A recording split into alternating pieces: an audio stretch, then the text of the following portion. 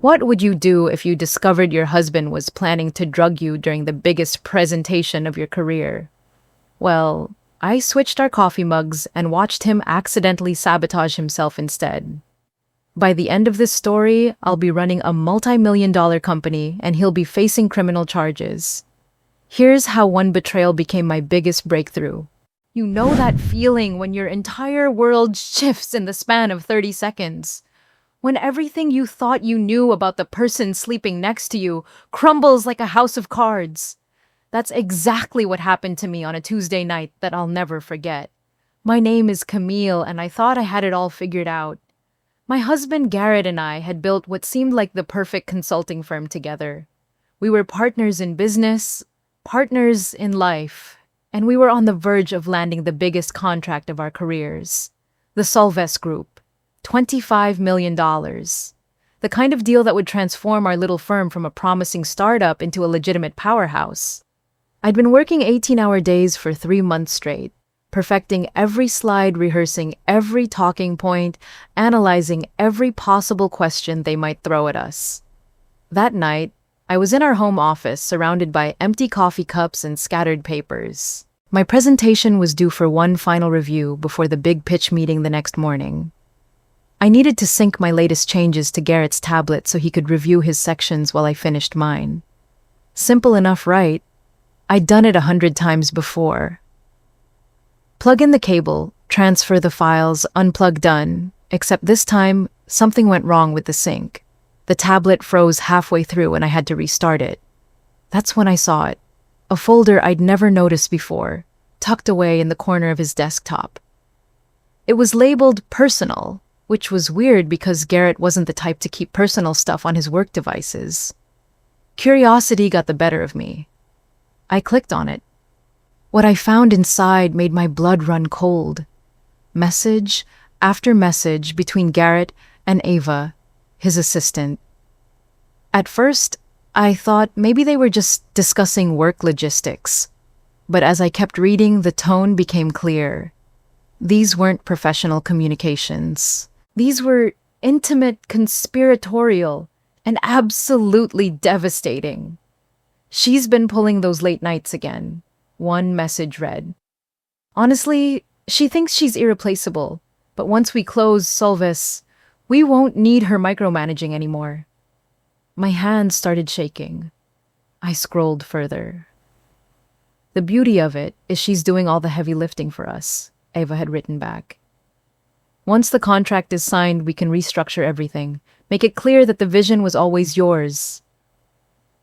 But it was the next message that made me feel like I was going to be sick. I've been thinking about tomorrow's presentation, Garrett had typed. What if she had some kind of episode during the Zoom call, appeared confused, maybe a little incoherent? It would really highlight the difference in our leadership styles. Eva's response was even worse. How would that even work? She's always so put together.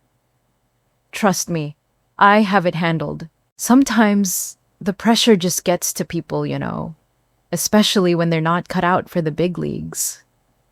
I sat there staring at the screen, reading those words over and over again. My husband, the man I'd built a business with, shared a bed with, trusted with everything. He was planning to sabotage me, not just professionally, but in a way that would destroy my reputation permanently. The worst part, I kept reading. Once she's out of the picture, we can really take this company where it needs to go, Garrett had written. You and I make a much better team anyway. She's always been more of a behind-the-scenes person. Behind-the-scenes person. I was the one who developed our proprietary methodology. I was the one who'd brought in our first 5 major clients. I was the one who'd stayed up until 3 a.m, perfecting the Solves proposal, while he was apparently planning my professional funeral. But here's the thing about betrayal. Sometimes it doesn't just break you. Sometimes it wakes you up. I carefully closed the folder, ejected the tablet, and walked back to my desk. On the outside, I looked calm, but inside, something fundamental had shifted. The woman who'd walked into that office 20 minutes earlier, worried about font sizes and transition slides, was gone. I wasn't going to confront him. I wasn't going to scream or cry or beg him to explain. Instead, I was going to do something much more effective. I was going to plan. The Solves presentation was in 14 hours. Garrett thought he was going to sabotage me, make me look incompetent in front of the most important clients of our career. He thought he was going to steal everything I'd worked for and hand it to his assistant like some kind of corporate Romeo. But here's what he didn't know. Here's what neither of them knew. I'd been underestimated my entire life. By teachers who thought I was too quiet, by professors who assumed I wasn't ambitious enough, by colleagues who mistook kindness for weakness. But I'd never been underestimated by someone who was supposed to love me. That was about to be their biggest mistake. Because tomorrow's presentation wasn't just about landing a $25 million contract anymore. Tomorrow was about showing Garrett and Eva exactly who they'd chosen to mess with. And trust me, they had no idea what was coming. The clock on my computer read 11:47 p.m., 13 hours until showtime. Most people would probably spend those hours panicking, maybe crying, definitely not sleeping. But I wasn't most people. I was someone who just discovered that her husband was planning to drug her during the most important presentation of her career. So instead of falling apart, I got to work. First things first, I needed backup. Not just emotional support, but technical expertise. There was only one person I trusted enough to call at midnight with what was about to be a very unusual request. Lila Tran. My college roommate, my maid of honor, and conveniently one of the best cybersecurity specialists on the West Coast. If anyone could help me document what was about to happen, it was her. Camille. Her voice was groggy when she picked up on the fourth ring.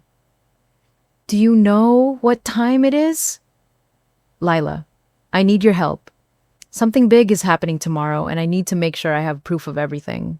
I could hear her sitting up in bed. Lila had known me for 15 years. She could tell from my voice that this wasn't a panic call. This was a war council. What kind of proof are we talking about? The kind that holds up in court. 20 minutes later, she was at my front door with a laptop bag and the kind of focused energy that made her so good at her job. I showed her the messages I'd found, explained what I suspected Garrett was planning, and watched her face go from sleepy confusion to pure fury. That son of a... She caught herself. Okay, here's what we're going to do. For the next 2 hours, Lila turned my home office into a digital fortress. She installed covert recording software on my laptop that would capture not just the Zoom call, but any audio in the room. She set up automatic cloud backups that would sync everything to a secure server in real time. Most importantly, she created a secondary recording system that would run independently just in case Garrett tried anything technical during the call itself. The beauty of this setup, she explained while typing furiously, is that everything will be timestamped and encrypted. If this goes to court, there won't be any question about authenticity. But technology was only part of my plan. While Lila worked on the digital side, I started gathering everything else I was going to need. Financial documents, our business partnership agreement, client contracts that clearly showed my signature on the original proposals, patent applications for the methodologies I developed, email chains proving my relationships with key clients. I forwarded copies of everything to my personal cloud storage just in case Garrett tried to lock me out of our shared systems later. The most damning evidence was in our intellectual property files. Every major innovation our company had developed, every process that set us apart from our competitors, had my fingerprints all over it. I'd been so focused on building the business that I'd never really stopped to document my contributions. But now, looking through years of files, the pattern was undeniable. Garrett might have been the face of the company, but I was its brain. You know what the crazy thing is, I told Lila as I uploaded another batch of files. I actually felt guilty about going through his tablet earlier, like I was violating his privacy. She looked up from her laptop. The man is planning to drug you, Camille. I think we're a little past worrying about privacy violations. By 3 a.m., we had everything documented and backed up. But I wasn't done yet. There was still one more piece of the puzzle I needed to put in place. The coffee situation. From the messages I'd read, it was clear Garrett was planning something for the morning of the presentation. He'd mentioned making sure I appeared confused and incoherent during the Zoom call. Given that he always insisted on making our coffee before important meetings, I had a pretty good idea of his plan. But here's the thing about being married to someone for 8 years. You learn their patterns. Every morning, Garrett made coffee in the same 2 mugs. His was a navy blue ceramic mug with the Stanford logo. Mine was white with a small chip on the handle that I'd never bothered to replace. He always made his first then mine, because he liked his coffee stronger. So I prepared a little surprise for him. I went to our kitchen and found a 3rd mug, identical to my usual white 1 chip and all. I'd bought a set of 4 originally, so finding a perfect match wasn't hard. I positioned both white mugs carefully in the cabinet, making sure I knew exactly which was which. The plan was simple. In the morning, I'd watch him prepare the coffee as usual. Then, at the right moment, I'd create a small distraction and switch the mugs. If he'd really put something in my coffee, he'd end up drinking it himself. But I needed to be smart about this. If my suspicions were right, and if my plan worked, Garrett was going to be impaired during the most important presentation of our careers. That meant I needed to be absolutely prepared to carry the entire meeting myself. So I spent the rest of the night doing something I'd never done before. I prepared to present solo. I went through every slide, every talking point, every possible question. I memorized not just my sections, but Garrett's too. I practiced transitioning smoothly between topics, anticipated how to handle awkward moments, and rehearsed responses to technical questions that usually fell to him. Around 5 a.m., as the sun started coming up, I did one more thing. I sent an email to Darren Heller, the CEO of Solvest Group. The subject line read, "Final preparations for today's presentation." The message was carefully crafted to sound like routine pre-meeting communication, but it had a deeper purpose. I mentioned how excited I was to walk them through the strategic framework I'd developed. I highlighted a few key innovations that I wanted to make sure we had time to discuss. Most importantly, I subtly positioned myself as the primary point of contact for any follow-up questions. To anyone reading it, the email would seem like standard professional courtesy. But what I was really doing was creating a paper trail. If things went sideways during the presentation, if Garrett couldn't function and I had to take over, I wanted the client to see that as a natural extension of my leadership, not a desperate last-minute scramble. By 6 a.m., I was ready. I had backup recordings, financial documentation, legal evidence, and a foolproof plan to turn Garrett's sabotage attempt against him. Most importantly, I was prepared to deliver the presentation of my life with or without my backstabbing husband. Lila packed up her equipment and gave me a hug before she left. "You know," she said, "in all the years I've known you, I've never seen you like this." "Like what? Dangerous," I smiled. For the first time in hours, I actually smiled. Garrett's about to find out just how dangerous I can be. 3 hours until the presentation. 3 hours until my husband discovered that the woman he thought he could manipulate and discard had been planning her own checkmate all along. Game on. 9 a.m. sharp. Showtime. I was already at my desk, laptop open, presentation loaded, wearing my lucky navy blazer. The one I'd worn to every major client win over the past 3 years. Garrett had no idea that in the past 8 hours I'd transformed from his unsuspecting victim into his worst nightmare. But I played my part perfectly. When he walked into the office with that familiar, confident stride, I looked up and smiled like nothing had changed. "Morning, honey. Ready for the big day." He leaned down and kissed my cheek, and I had to fight every instinct not to recoil. This man who'd held me while I cried about work stress, who'd celebrated every small victory with me, who'd promised to be my partner through everything. He was about to try to destroy me.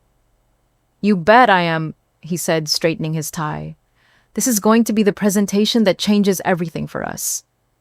If only he knew how right he was. "I'll get the coffee going," he announced, heading toward the kitchen. We both need to be sharp for this one. There it was, right on schedule. In 8 years of marriage, Garrett had maybe made coffee voluntarily 5 times.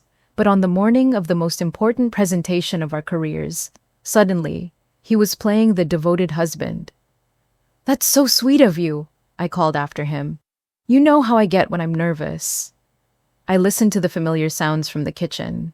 The coffee machine gurgling to life, cabinet doors opening and closing, and then silence. A longer pause than usual. That had to be when he was adding whatever he'd planned to put in my drink. My heart was pounding, but my hands were steady. Everything depended on the next few minutes. "Coffee's almost ready," he called out. "Perfect timing. I just need to grab something from the bedroom real quick." I walked past the kitchen doorway and saw exactly what I'd expected. 2 mugs on the counter. His navy Stanford mug and what he thought was my white one. But I could see the subtle difference. The mug he'd prepared for me was positioned slightly differently than I'd left the decoy. "Actually, you know what?" I said, doubling back. "I think I left my lucky pen in here somewhere." I moved around the kitchen island, creating just enough chaos to distract him. While he turned to help me look, I made the switch. It took exactly 3 seconds. His doctored coffee was now in his mug, and my clean coffee was in mine. "Found it," I announced, holding up a pen that had been sitting on the counter the whole time. Garrett handed me what he thought was my contaminated coffee with a smile that made my skin crawl. "Here you go, babe. Drink up. Big day ahead." "Thank you, sweetheart. You always take such good care of me." If you could have seen his face, the satisfied little smirk as he watched me take that first sip. He actually thought he was watching me drink my own professional downfall. We settled into our office at 9:45, 15 minutes before the call. I activated Lila's recording software with a subtle keystroke. Everything from this moment forward would be documented. At exactly 10 a.m., the Zoom notification chimed. Solves Group was calling. I clicked accept, and suddenly our small home office was connected to a conference room that represented $25 million and the future of our company. "Good morning, everyone," came the voice of Darren Heller Solves, CEO. His image filled the main screen with other participants appearing in smaller windows. "Thanks for making time for this presentation." "Our pleasure, Darren," Garrett responded smoothly. "We're excited to show you what we've put together." Joining Darren were Rachel Min, their CFO, and 2 external venture capital partners they'd brought in to evaluate potential consulting firms. This wasn't just a pitch meeting. This was an audition for the big leagues. Before we dive in, I said I wanted to thank you for the email exchange yesterday, Darren. I'm particularly excited to walk through the strategic framework we discussed. I caught Garrett shooting me a quick glance. He hadn't known about that email, and I could see him mentally adjusting his game plan. Good. Keep him off balance. Absolutely, Darren replied. Your insights on market positioning were exactly what we were hoping to hear more about. For the first 10 minutes, everything went according to the original plan. Garrett handled the opening slides with his usual polished delivery. He was charming, confident, and completely in control. If I hadn't known what he'd tried to do to me, I would have been proud of him. But then, something started to change. It was subtle at first. A slight hesitation when advancing to the next slide. A moment where he seemed to lose his train of thought mid-sentence. I watched him blink hard a couple of times, as if trying to clear his vision.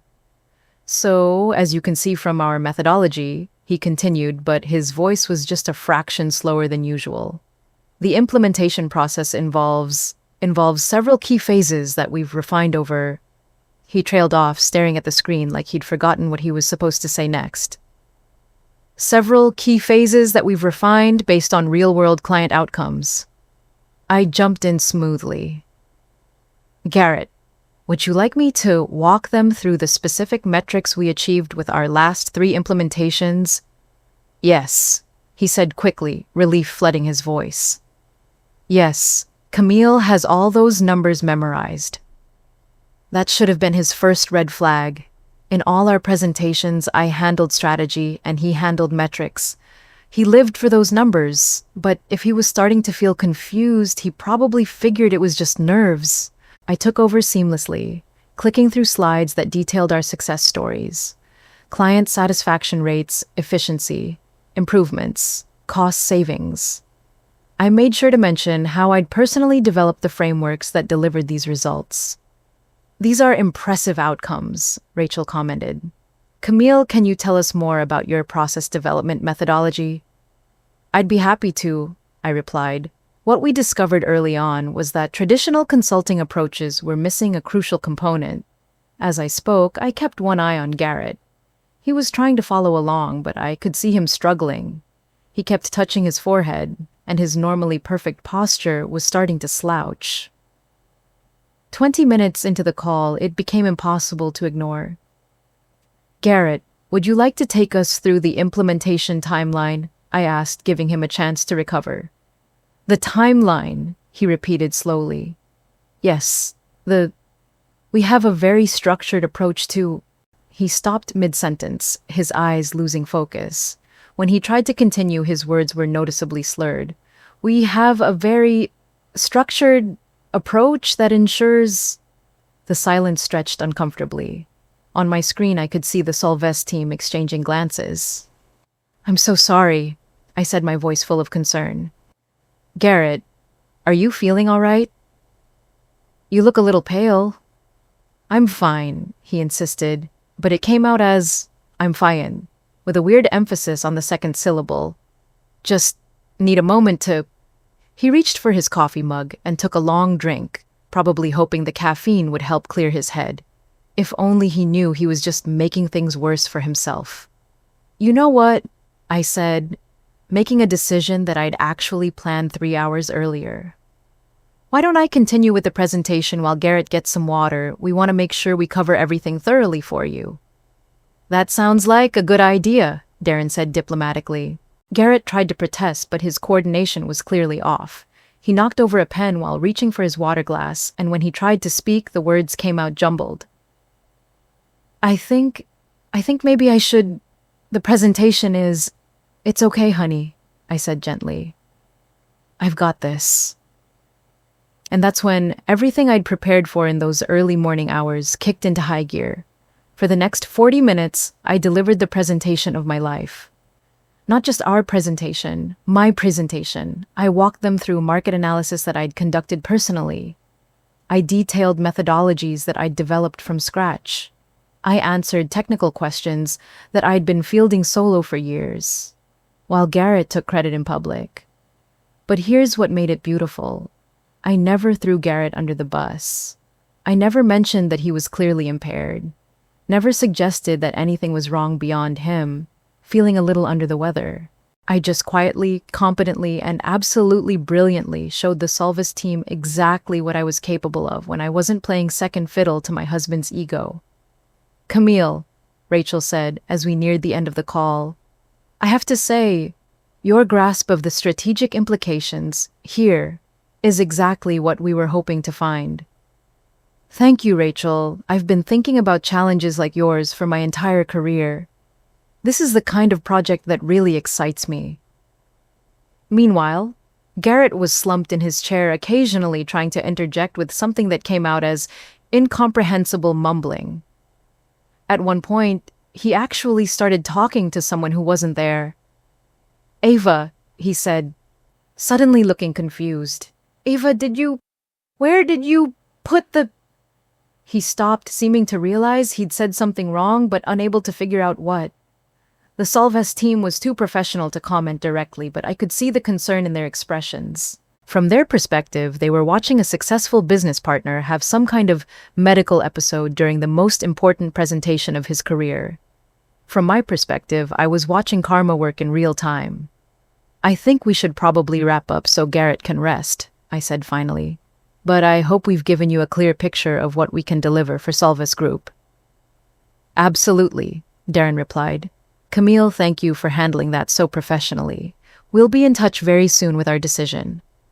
As the call ended, Garrett looked at me with eyes that were struggling to focus. "What happened?" he asked weakly. "I feel so—" "I don't know, honey," I said, my voice full of fake concern. "Maybe you're coming down with something. Why don't you go lie down?" He nodded slowly and stumbled toward the bedroom, leaving me alone in the office with the most damning evidence imaginable still recording on my laptop. I sat there for a moment, processing what had just happened. In the span of 90 minutes, my husband had tried to sabotage me, accidentally, sabotaged himself instead, and handed me the most compelling legal evidence any divorce attorney could ask for. But more than that, I just delivered a presentation that proved beyond any doubt that I didn't need him. Not for the business, not for the clients, and definitely not for my career. The only question now was what I was going to do with all that power. You know what's funny about pivotal moments in life? Sometimes they don't feel pivotal when they're happening. Sometimes they just feel like Tuesday morning at 10:47 a.m. when you're sitting in your home office, watching your husband stumble toward the bedroom while the biggest opportunity of your career hangs in the balance. But as soon as that bedroom door closed, something clicked into place. This wasn't about saving the presentation anymore. This was about showing four of the most influential people in our industry exactly who Camille Stroud really was when she wasn't standing in anyone's shadow. I straightened in my chair, looked directly into the camera, and smiled the kind of smile that meant business. "Thank you all for your patience with that," I said. "I think Garrett might be fighting off a bug, but I'm more than happy to continue. In fact, I'm excited to dig deeper into some areas that I know are particularly important to your growth strategy." Here's what most people don't understand about high-stakes presentations. The technical content matters, sure, but what really wins deals is demonstrating that you understand the client's world better than they understand it themselves. And I'd spent 3 months learning everything there was to know about Solves Group. Before we move forward, I continued, I want to address something that I think is crucial. Rachel, in your Q3 earnings call, you mentioned that operational efficiency was becoming a competitive differentiator in your market. I've been thinking about that a lot. I watched Rachel's eyebrows raise slightly. Most consultants would have prepared generic talking points. I was referencing specific statements from their public financial reports. The challenge isn't just improving efficiency, I explained, clicking to a slide that I'd customized specifically for this moment. It's doing it in a way that doesn't sacrifice the innovation culture that got you to this point. Most consulting firms will tell you to streamline everything. I'm going to tell you why that approach fails. For the next 20 minutes, I took them on a journey through their own business that they'd never seen before. I showed them market research that revealed gaps in their competitor analysis.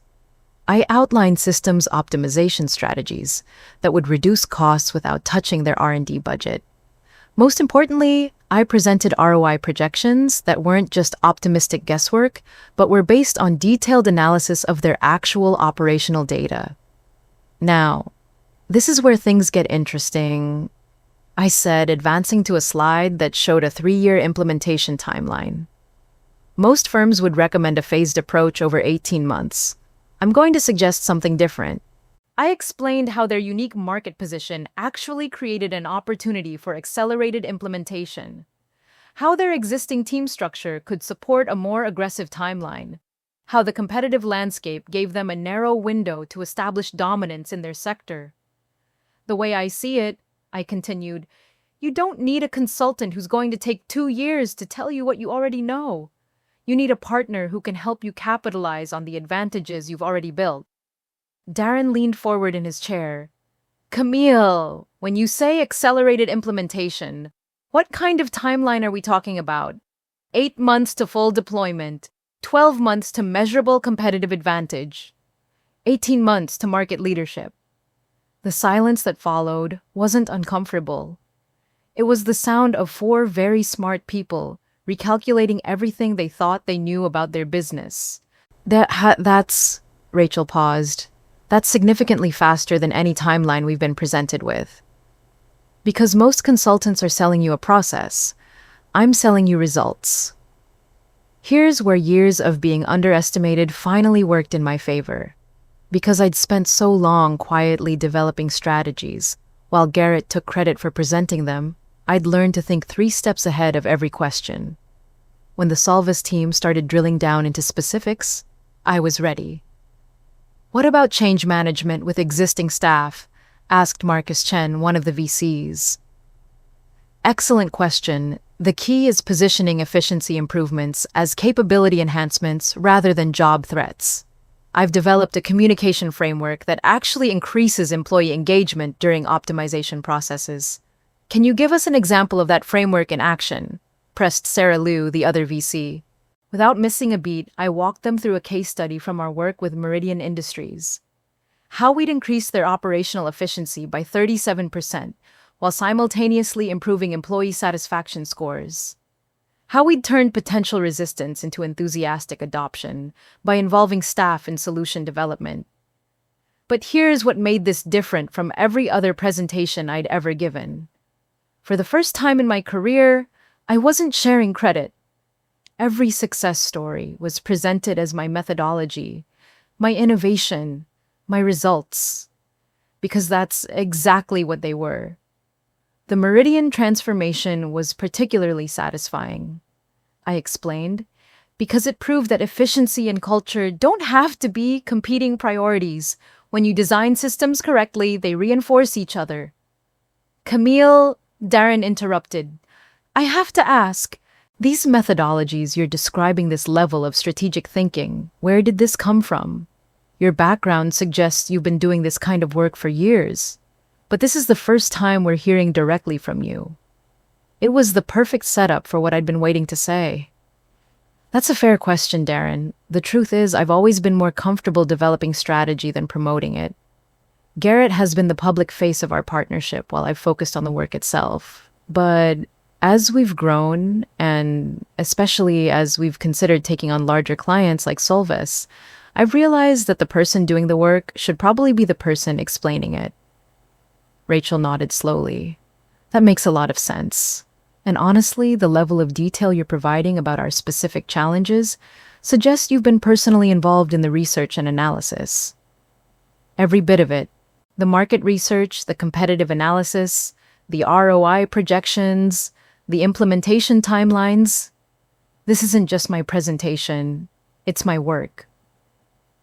What happened next was something I'd never experienced in 8 years of client meetings.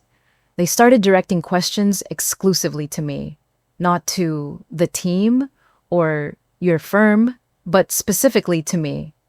Camille, how would you handle integration with our existing software systems? Camille, what's your timeline for initial results? Camille, who would be leading the day-to-day implementation. Each question was an opportunity to demonstrate not just competence, but mastery, and I didn't waste a single one. Integration is actually simpler than most people assume, I explained. The key is building bridge protocols rather than replacing existing systems.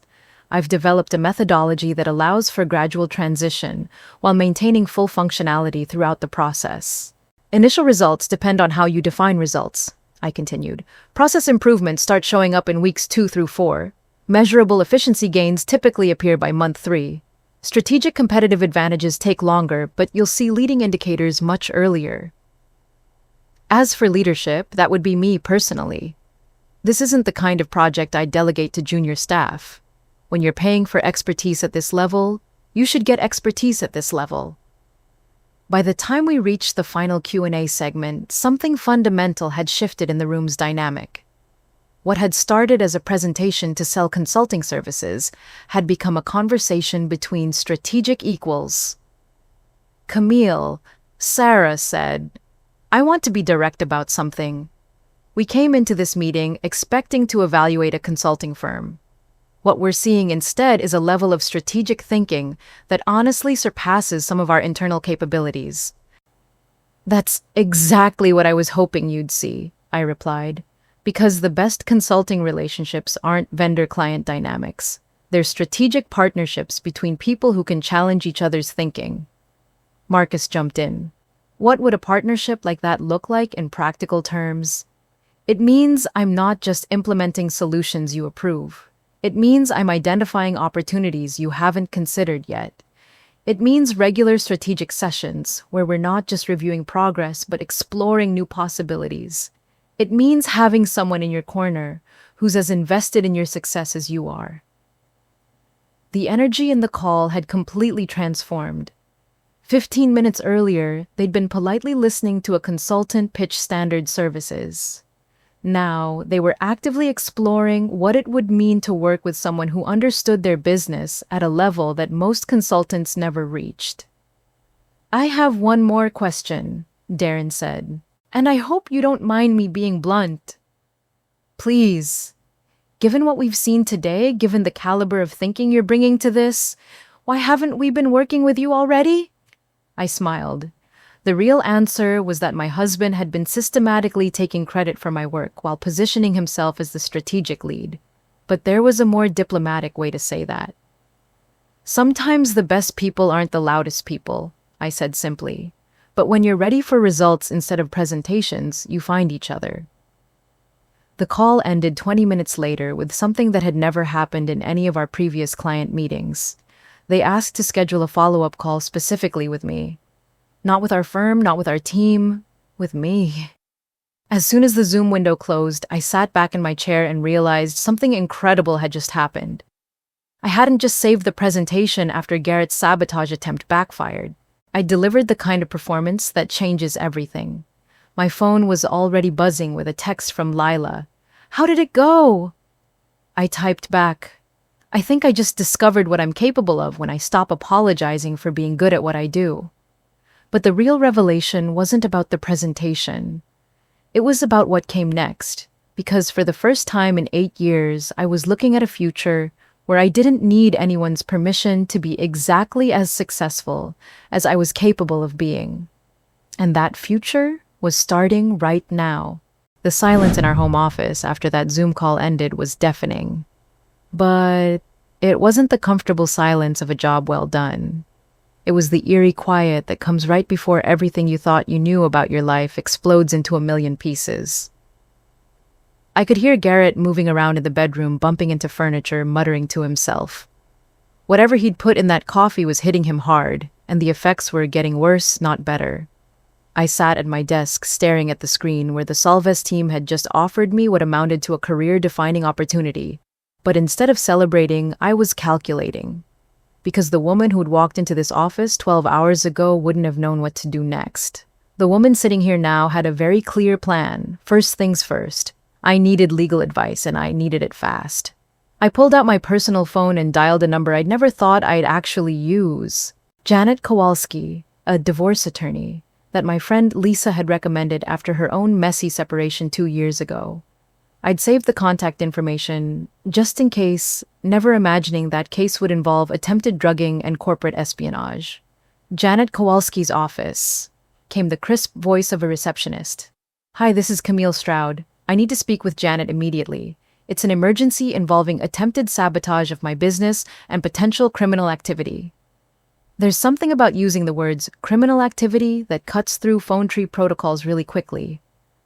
"Hold, please." 2 minutes later, Janet was on the line. "Ms. Stroud, my assistant says this is urgent. What's happening?" For the next 20 minutes, I laid out everything. The messages I'd found between Garrett and Eva, the drugged coffee, the presentation, the recordings Lila had helped me make. By the time I finished, Janet was taking notes so fast I could hear her pen scratching through the phone. "Camille," she said when I was done, "how quickly can you get to my office? I can be there in an hour. Bring everything. The recordings, the messages, the financial documents, everything. And don't say another word to your husband until we've talked strategy." That last part was going to be challenging because Garrett was starting to make some very concerning noises from the bedroom. Not just confused mumbling anymore, but actual paranoid rambling. "Where did she go?" I heard him saying. "Eva, where did Camille go? She was just here. She knows, doesn't she? She knows about everything." I grabbed my laptop, my phone, and the backup drive Lila had given me and headed for the door. But as I was putting on my jacket, Garrett appeared in the hallway, leaning against the wall for support. He looked awful. His eyes were bloodshot and unfocused, his hair was disheveled, and he was sweating despite the air conditioning. "Where are you going?" he asked, his words still slurred, but his tone suspicious. "I'm going to run some errands," I said calmly. "You should probably rest. You still don't look well." The presentation, he said, suddenly seeming to remember. How did the presentation go? I remember starting it, but then everything gets fuzzy. You had some kind of episode? I told him. I had to finish it alone, but don't worry about that right now. Just focus on feeling better.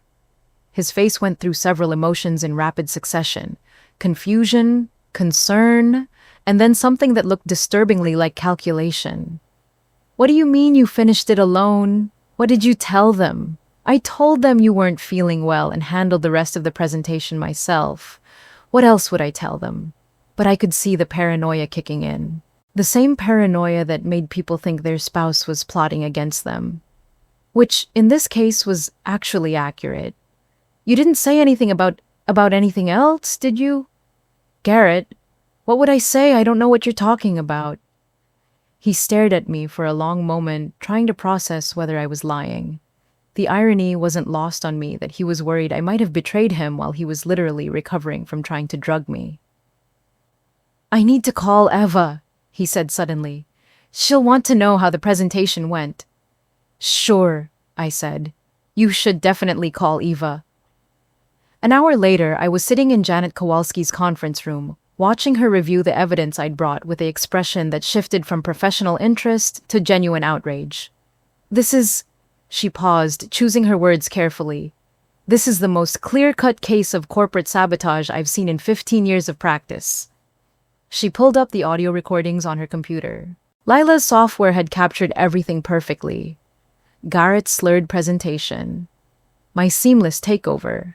Most importantly, his rambling about Ava after the call ended. The beauty of this, Janet continued, is that you have multiple forms of corroborating evidence. The text messages show premeditation. The recording shows the actual sabotage attempt. The presentation footage shows the professional impact. And his behavior afterward shows consciousness of guilt. What are my options? Legally, you have several paths. Criminal charges for the drugging, civil litigation, for the business interference, and of course, divorce proceedings. But I'm more interested in protecting your business interests right now. She explained that in cases like this, the priority was preventing further financial damage. If Garrett realized how much evidence I had, he might try to liquidate business assets or transfer funds to accounts I couldn't access. I want to file for an emergency injunction to freeze all business accounts, she said. Based on this evidence, we can argue that there's an immediate threat of asset dissipation. While Janet started drafting legal documents, I called Lila. How did the meeting with the lawyer go? She asked. She's filing emergency motions as we speak. But I need another favor. Can you help me document exactly who created what in our business files?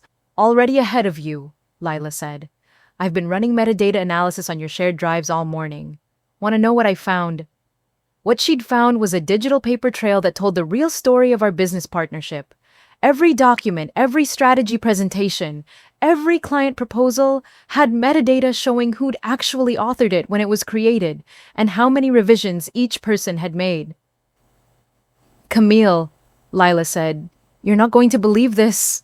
Of all the major client strategies your firm has produced in the past 3 years, you personally authored 85% of them. 85%. The other 15% were collaborative documents where you made the majority of the substantial revisions.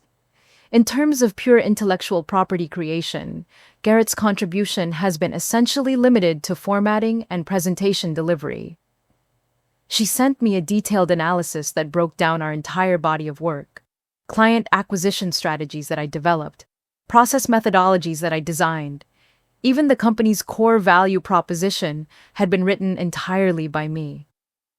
This is incredible, I told Janet when I showed her Lila's analysis.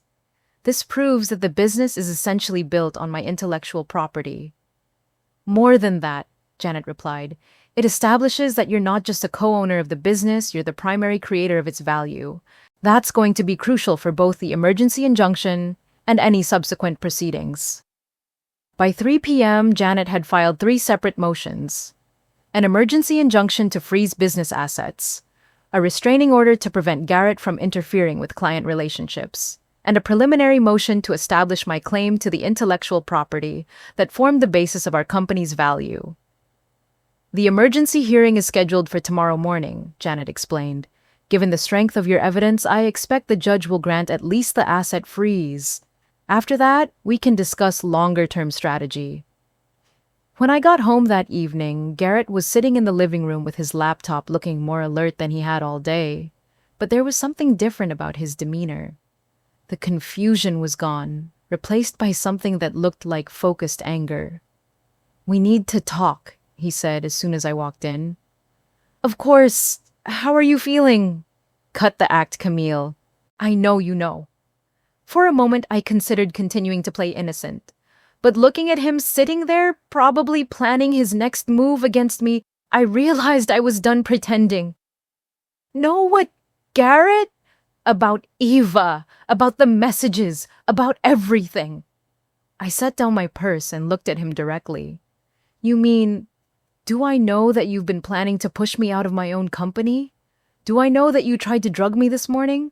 So I'd humiliate myself in front of the most important clients of our career? Do I know that you've been taking credit for my work while plotting to steal everything I've built?" His face went completely white. "Yeah, Garrett, I know." "Camille, you don't understand. It's not what you think." "Really? Then explain to me what I'm supposed to think when I find messages between you and your assistant talking about how I'm replaceable and how you can't wait to get rid of me." He opened his mouth to respond, but nothing came out.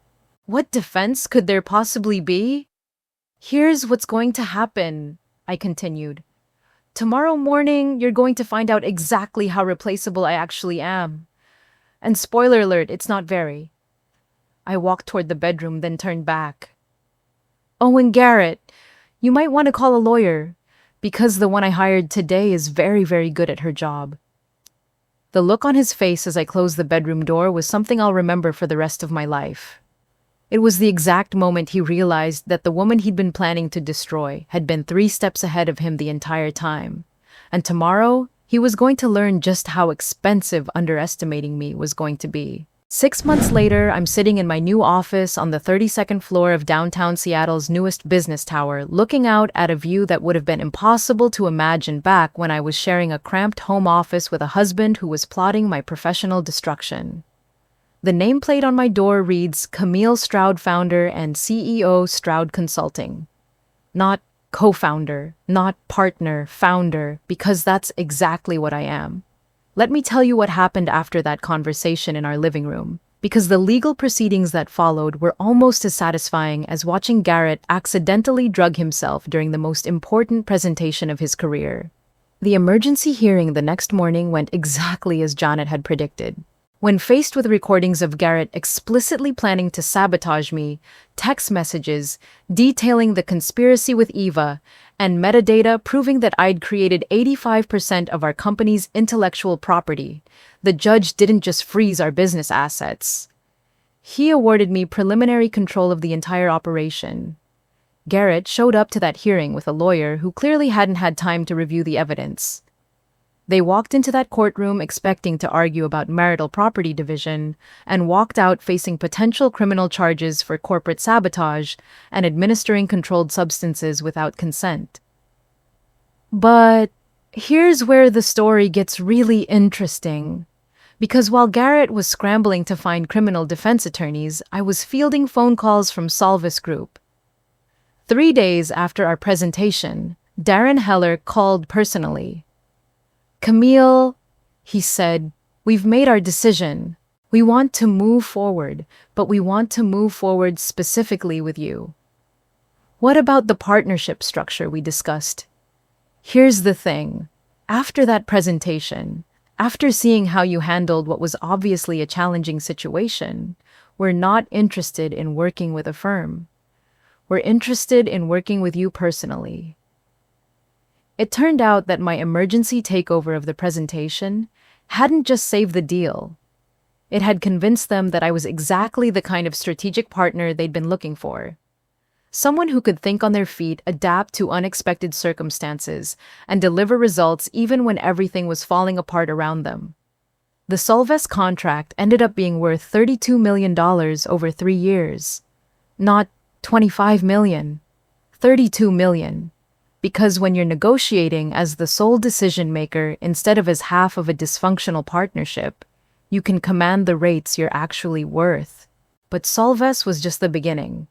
Within 2 months of rebranding as Stroud Consulting, I had 3 more major clients. Companies that had heard about the Solves engagement, done their research, and realized they wanted to work with the woman who'd been quietly developing industry-leading strategies, while her husband took public credit. It's amazing how quickly word spreads in our industry when someone demonstrates that level of competence under pressure. Suddenly, CEOs who'd never heard my name before were asking specifically for me in their consulting searches. Meanwhile, Garrett's professional life was imploding in spectacular fashion. The state licensing board launched an investigation into the sedative incident. When they subpoenaed the recordings from the presentation, they discovered that he'd not only attempted to drug me, but had done so in a way that created liability for any client who might have been affected by his impaired judgment during the call. His consulting license was suspended pending a full investigation. Then, when the investigation concluded, it was revoked permanently. Eva didn't fare much better. When other firms in our industry learned about her role in the conspiracy, she found herself blacklisted from every major consulting company in the region. Turns out, executive assistants who participate in schemes to sabotage business partners aren't considered trustworthy employees. The divorce proceedings were remarkably straightforward. When one spouse has recordings of the other spouse literally plotting their professional destruction, asset division becomes much less complicated. I kept the business, the intellectual property, the client relationships, and the downtown condo. Garrett kept his student loan debt and the legal bills from his criminal defense attorney. But you know what the most satisfying part was? It wasn't the money, or the new office, or even watching karma work its magic on people who'd betrayed me. It was the realization that I'd spent 8 years apologizing for being good at what I do. Every time I'd presented a strategy and then watched Garrett get credit for it, I'd told myself that was just how partnerships worked. Every time I'd developed a client relationship only to have him become the primary contact, I'd convinced myself that I was better suited for behind-the-scenes work. Every time I'd had an innovative idea and then watched him present it as his own insight, I'd made excuses about teamwork and collaboration. I'd been so busy being a supportive partner that I'd forgotten to be a successful professional. That Tuesday morning when I found those messages on his tablet changed everything. Not just because it revealed his betrayal, but because it forced me to see my own value clearly for the first time in years. The woman who delivered that presentation to Solves Group wasn't a different person than the one who'd been sharing credit and downplaying her contributions for 8 years. She was the same person, finally unafraid to be exactly as capable as she'd always been. These days, I start every client meeting the same way. I introduce myself as Camille Stroud, founder of Stroud Consulting, and I explain exactly what I bring to the table. No false modesty, no shared credit, no apologizing for my expertise. Last week, I hired my first full-time employee. Her name is Jennifer, she's brilliant, and she reminds me a lot of myself 8 years ago. Smart, capable, but somehow convinced that she needs to minimize her contributions to make other people comfortable. I called her into my office on her 3rd day. Jennifer, I said, I want you to understand something about how we operate here. When you develop a strategy, you present it yourself. When you solve a problem, you get credit for solving it. When you have expertise, you share it confidently. She looked confused. Of course. Isn't that normal? You'd be surprised how many smart women convince themselves that being good at their job is somehow impolite. I think about Garrett sometimes, about whether he ever realized that his plan to push me out of the business was the best thing that ever happened to my career. About whether he understands that by trying to steal my work, he accidentally gave me the freedom to keep all of it. But mostly, I think about the lesson I learned that Tuesday night when I discovered his betrayal. Sometimes, the people closest to you can't see your value because they're too invested in keeping you small. Sometimes, the biggest favor someone can do for you is to betray you so completely that you have no choice but to save yourself. And sometimes the thing that feels like the end of your world is actually the beginning of your real life. I'm Camille Stroud. I build strategies that transform businesses. I solve problems that other consultants can't solve. I deliver results that exceed expectations. And I never ever apologize for being exactly as good at my job as I actually am. If you're listening to this story and recognizing yourself in the woman I used to be, the one who shared credit she shouldn't have shared and minimized accomplishments she should have celebrated, let me tell you something. You don't need anyone's permission to be successful. You don't need anyone's approval to be confident in your abilities. And you definitely don't need to make yourself smaller so that other people feel bigger. The only person who can give you the career you deserve is you. So, stop waiting for someone else to recognize your value. Start recognizing it yourself. Trust me, the view from the top floor is incredible. If this story inspired you to stop apologizing for your success, hit that subscribe button for more stories about people who refuse to stay small. And drop a comment below. Have you ever had to choose between loyalty and your own worth? I read every single one.